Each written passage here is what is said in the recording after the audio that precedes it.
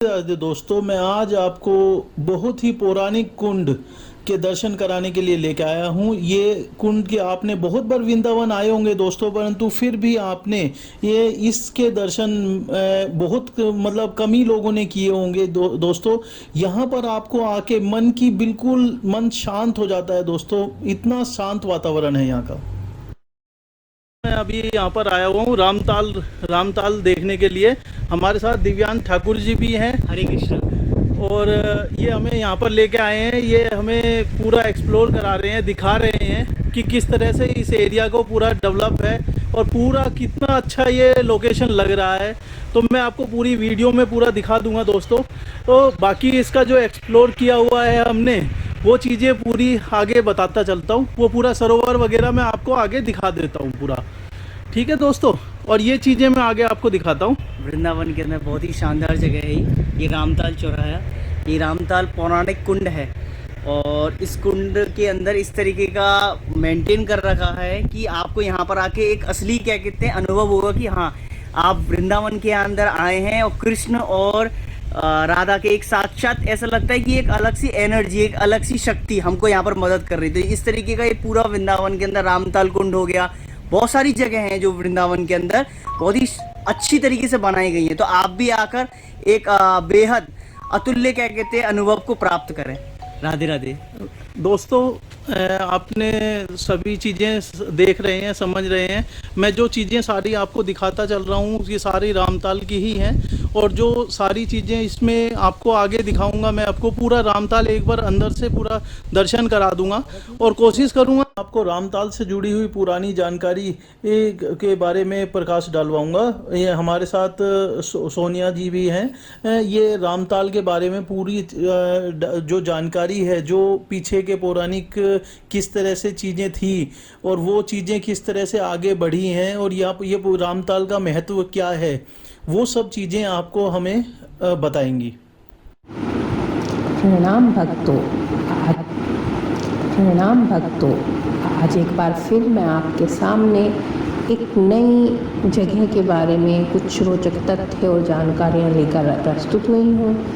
आशा करती हूँ आपको ये वीडियो ज़रूर पसंद आएगी। आज की वीडियो सोबरी ऋषि की तपस्थली के बारे में है। यह स्थान सतयुग के सोबरी ऋषि की तपस्थली है। वे सृष्टि के आदि महामान्य महर्षियों में है। ऋग्वेद की विनियोग परंपरा तथा आकर्षणों परमणिका से ज्ञात होता है कि ब्रह्मा से अंगिरा से घोर से कणव और कणव ऋषि के पुत्र सोबरी हुए, जिन्होंने इस क्षेत्र में समाधिस्थ होकर 1000 वर्ष तक तपस्या की। उन दिनों अयोध्या के चक्रवर्ती सम्राट मानधाता अपने राज्य में वर्षा न होने के कारण पड़ रहे अकाल से दुखी थे। नारद जी ने उन्हें सलाह दी कि वे सोबरी ऋषि से यज्ञ करवाएं। सम्राट के आग्रह पर ऋषिवर ने अयोध्या जाकर यज्ञ संपन्न कराया, जिसके परिणाम स्वरूप वहाँ खूब वर्षा हुई और सब और आनंद हो गया। सोबरी ऋषि का तपस्या में नियम था कि यहाँ बहने वाली यमुना में वह आटे की गोलियाँ बनाकर प्रतिदिन मछलियों को भोजन प्रदान करते थे। सोबरी ऋषि शरणागत वत्सल के रूप में सुख्यात थे। उधर विष्णु भगवान का वाहन गरुड़ मछलियों एवं रमणक द्वीप के निवासी कुद्रुपुत्र सर्पों को अपना भोजन बनाने लगा। शेषनाग ने सर्पों से उनका दुख सुनकर सोबरी ऋषि की शरण लेने को कहा। तब कालियानाग के साथ पीड़ित सर्प सोबरी जी के शरणागत हुए। मुनिवर ने सभी को आश्वस्त किया एवं अहिबक्षी गरुड़ को श्राप दिया कि यदि उनके सुनरक स्थित इस क्षेत्र में पैर रखा तो भस्म हो जाएगा। यह क्षेत्र यमुना के बीच में रमणक द्वीप के नाम से जाना जाता है। इस प्रकार इस स्थल में अहि, मछली तथा सभी जीव जंतु शांतिपूर्वक निवास करते हैं।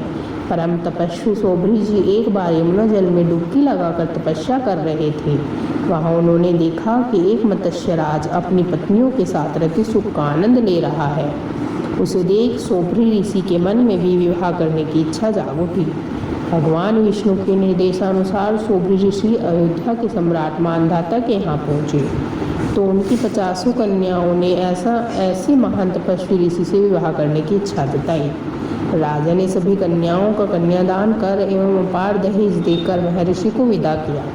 उधर योगमाया ने इस क्षेत्र में सोबरी ऋषि के निर्देश पर सभी पत्नियों के लिए अलग अलग आवासों की तुरंत व्यवस्था कर दी। योगबल से सोबरी ऋषि सभी पत्नियों के साथ एक ही समय में रहते थे। एक दिन सम्राट मांधाता अपनी पुत्रियों की कुशल क्षेम जानने यहाँ आए।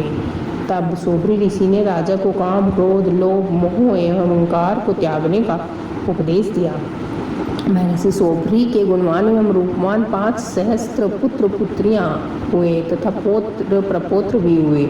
उसके बाद उन्हें संसार रूपी लीला से पुनः वैराग्य हो गया। तब अपनी सभी पत्नियों एवं परिवार को बताकर वे पुनः तपस्या की ओर अग्रसर हो गए। ऋषि पत्नियां भी ऋषि के साथ तपस्या में लीन हो गई। सोबरी ऋषि तपस्या में भगवत दर्शन कर समाधिस्थ हुए। विष्णु पुराण, देवी भागवत पुराण एवं श्रीमद् भागवत पुराण के 9वें स्कंद से 6ठे अध्याय में सोबरी ऋषि के बारे में विस्तृत वर्णन मिलता है। सोबरी ऋषि की इस तपस्थली पर अनुष्ठान करने से वर्षा और वंश परंपरा को आगे बढ़ने की मनोकामना पूर्ण होती है। इस दिव्य लीला स्थली का जीर्णोद्धार मुंबई के उद्योगपति श्री कमल मोरारका ने अपने स्वर्गवासी पिता श्री M.R. मोरारका जी की स्मृति में सन 2011 से 2016 में करवाया। इस स्थली में खुदाई के दौरान 2500 वर्षों से भी अधिक प्राचीन रामतल प्रकट हुआ। मैंने आपको बताया कि ये रामताल का जो पूरा एरिया है वो बहुत ही शांत वातावरण में है। और आप यहाँ पर ये जो कुंड आप देख पा रहे हैं, इस कुंड को ही बेसिकली ये पूरा कुंड है, ये रामताल कुंड ही बोलते हैं इसे। यहाँ पर लोग बाग मछलियों को दाना डालने के लिए आते हैं। दोस्तों, जो आपको काई वाला जो जैसे पानी दिखाई दे रहा है, पूरा डार्क पानी दिखाई दे रहा है, बट हमने जब पानी को हाथ में लेके देखा तो पानी बिल्कुल साफ पानी है, बिल्कुल साफ पानी है, बिल्कुल स्वच्छ पानी है। ऊपर से और जो ये अंदर जो उसमें बैठ गया है वो उसके जरिए वो ये डार्क नज़र आता है।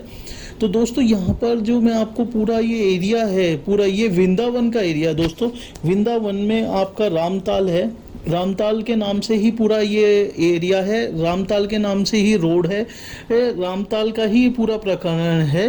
यहाँ पर आपको जो आपके लिए जो जैसे हम लोग अगर अधिक जानकारी के लिए गए तो यहाँ पर यज्ञ अनुष्ठान करने से एक तो आपकी वर्षा का आगमन होता है, और दूसरा दोस्तों एक बहुत ही मतलब रोचक चीज़ है जो लोग बहुत परेशान रहते हैं, वंश परंपरा आगे नहीं बढ़ पा रही है जिनकी। दोस्तों, वंश परंपरा आगे बढ़ाने के लिए भी यहाँ पर यज्ञ अनुष्ठान करना पौराणिक उसमें बताया गया है कि जो लोगों की वंश परंपरा आगे नहीं बढ़ पा रही है या कोई और प्रॉब्लम्स हैं तो वो यहाँ आके यज्ञ अनुष्ठान करें। यज्ञ अनुष्ठान करने से उनकी उस चीज़ की और उनकी मनोकामना भी पूर्ण हो सकती है। तो आप ये चीज़ें दोस्तों हम नहीं बोल रहे हैं, ये ऑलरेडी पुरानी चीज़ों में लिखित हैं ये सारी चीज़ें कि जो हम अभी वंश परंपरा और वर्षा का आगमन इन चीज़ों के बारे में आपको बता पा रहे हैं, पूरी आपकी सारी लिखित है। दोस्तों, यहाँ पर पूरा आप देख पा रहे होंगे बिल्कुल शांत वातावरण है। ये सोबरी ऋषि जी का पूरा यज्ञ की तपस्थली है ये दोस्तों। और पूरा आप यहाँ पर आप देख पाएंगे, जहाँ तक भी निगाह जा रही है मेरी, वहाँ तक इतना साफ सुथरा सारी चीज़ें नज़र आ रही हैं दोस्तों। इतनी मतलब ऐसा मन कर रहा है यहाँ पर कि जो आराम से आके यहाँ पर बैठा जाए और शांत वातावरण में पूरा दिन कट जाए। बहुत ही प्यारा वातावरण है दोस्तों। जब भी आपको दोस्तों यहाँ पर आने का मौका मिले तो आप ज़रूर आए। वृंदावन में ये जगह है दोस्तों। वृंदावन के एरिया में वृंदावन में आप बहुत सारे मंदिर घूमते होंगे दोस्तों, परंतु ये सिर्फ यज्ञ तपोस्थली है। यहाँ पर आके जो दिल को सुकून मिलता है, जो ऐसा लगता है कि हाँ बहुत ही शांत वातावरण में ये स्थित है। और इतना शांत वातावरण में और इतनी अच्छी जगह है कि अगर आप थोड़ा भी टाइम बिता लेते हैं तो ये लगा लीजिए कि उस टाइम का अनुभव और अनुभूति आपको बहुत लंबे पीरियड तक होती रहेगी कि इतना शांत वातावरण है दोस्तों यहाँ का। बहुत सारे लोग आते हैं, थोड़ी देर शांत वातावरण में बैठते हैं, जितना उनके पास अपने पास टाइम होता है वो शांत वातावरण में बैठ के तब आगे अपने आगे के और दर्शन के लिए जाते हैं दोस्तों। धन्यवाद दोस्तों।